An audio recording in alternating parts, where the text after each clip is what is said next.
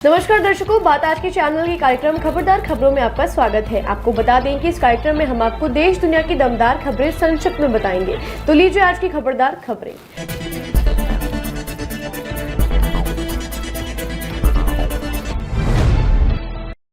लोकसभा चुनाव के लिए शांतिपूर्ण मतदान जारी है। दूसरे चरण में देश के 13 राज्यों के और केंद्र शासित प्रदेशों के 88 लोकसभा सीटों पर मतदान हो रहा है।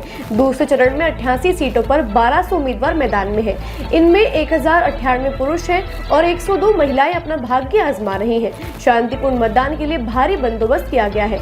3 हेलीकॉप्टर, 4 विशेष ट्रेन और 80,000 वाहनों को लगाया गया है। लोकसभा चुनाव के दूसरे चरण के लिए आज होने वाले चुनाव के लिए पीएम मोदी ने देशवासियों से ट्वीट कर अनुरोध किया कि जितना अधिक मतदान होगा उतना ही मजबूत हमारा लोकतंत्र होगा। उन्होंने कहा कि युवा वोटर्स के साथ ही नारी शक्ति से मेरा आग्रह है कि वोट डालने के लिए बढ़ चढ़कर हिस्सा लें। आपका वोट आपकी आवाज है।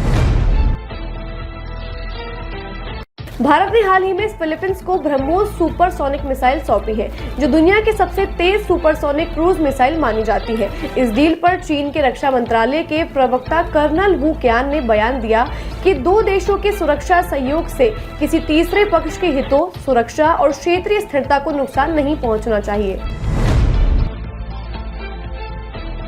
सीएम अरविंद केजरीवाल के लिए तिहाड़ जेल में मेडिकल बोर्ड का गठन किया गया है, जिसमें कोर्ट के आदेश पर एम्स के निदेशक द्वारा 5 विशेषज्ञ डॉक्टर्स का मेडिकल बोर्ड बनाया गया है, जिसमें एक एंडोक्राइनोलॉजिस्ट और एक डायबिटीज एक्सपर्ट है। इस बोर्ड ने अगले 5 दिनों तक दिन में 2 बार कम खुराक वाले इंसुलिन देने का सुझाव दिया है। आपको बता दें, मेडिकल बोर्ड केजरीवाल की नियमित जाँच करेगा।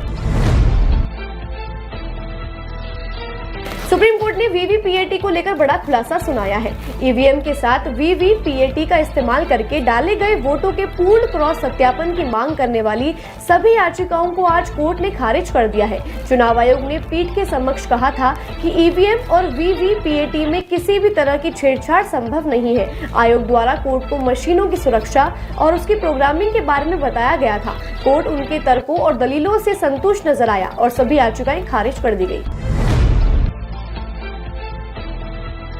अमेरिका ने ईरानी सेना की ओर से अवैध व्यापार और मानव रहित यानों की आपूर्ति करने को लेकर 1 दर्जन से अधिक कंपनियों, व्यक्तियों एवं जहाजों पर पाबंदियां लगा दी हैं। अमेरिका ने कहा कि इन कंपनियों ने रूस द्वारा छेड़ी गई लड़ाई में मानव रहित यानों की गुप्त बिक्री में अहम भूमिका निभाई थी। सहारा थंडर इनमें मुख्य कंपनी है। बिहार के दरभंगा से एक बड़ी खबर सामने आई है, जहां बारात में आतिशबाजी के कारण एक घर में आग लग गई। इससे एक ही परिवार के 6 लोगों की मौत हो गई। अटोरी गांव में हुई इस दुर्घटना में 3 बच्चे भी शामिल हैं। साथ ही पास ही बंधी 5 गायें भी झुलसकर मर गई। पुलिस और प्रशासन पूरे मामले की गहन जांच में जुट गई है। चीन ने सियाचिन के नजदीक अवैध रूप से अधिग्रहित कश्मीर में सड़क का निर्माण शुरू कर दिया है। सैटेलाइट तस्वीरों से इस बात का खुलासा हो गया है।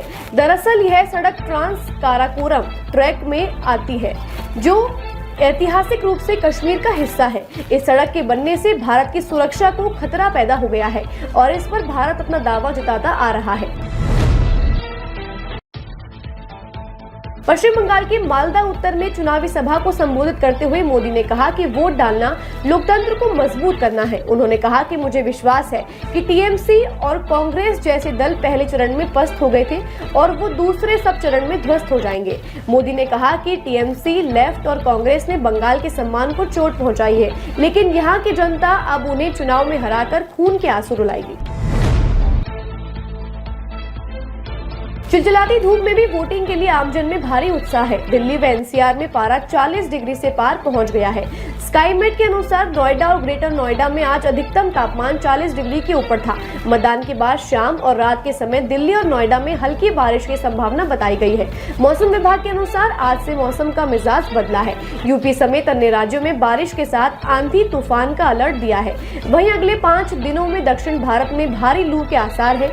आज से आगे के 2 दिनों तक दिल्ली, हरियाणा, चंडीगढ़, जम्मू, राजस्थान में हिमाचल में भारी बारिश होगी। खबरदार खबरों में आज के लिए बस इतना ही। कल फिर नई खबरों के साथ हम होंगे आपके साथ रूबरू। नमस्कार।